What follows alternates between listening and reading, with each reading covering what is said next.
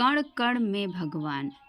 एक तपस्वी अपने उपदेश में शिष्यों से बार बार कहता था, कण कण में भगवान है।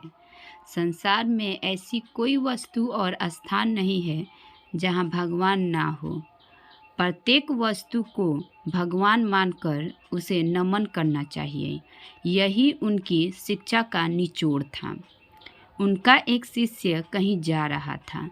सामने से एक हाथी तेजी से दौड़ता हुआ आया। महावत लगातार चिल्लाए जा रहा था, हट जाओ, हट जाओ, हाथी पागल हो गया है। शिष्य को गुरु का कथन याद आया। वह वहीं खड़ा रहा, यह सोचकर कि मेरी तरह हाथी में भी भगवान का वास है। भगवान को भगवान से कैसा डर।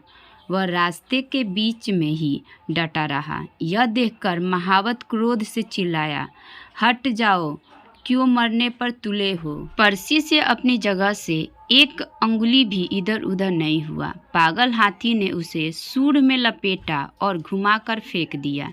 बेचारा घायल शिष्य वहीं पड़ा कहारता रहा। पर उसे अधिक पीड़ा इस बात की थी कि भगवान ने भगवान को मारा। उसके सहपाठी उसे उठाकर आश्रम में ले गए। उसने गुरु से कहा, आप तो कहते हैं कि प्रत्येक वस्तु में भगवान है। देखो, हाथी ने मेरी कैसी दुर्गति की है। गुरु ने कहा, यह सत्य है कि प्रत्येक वस्तु में भगवान है।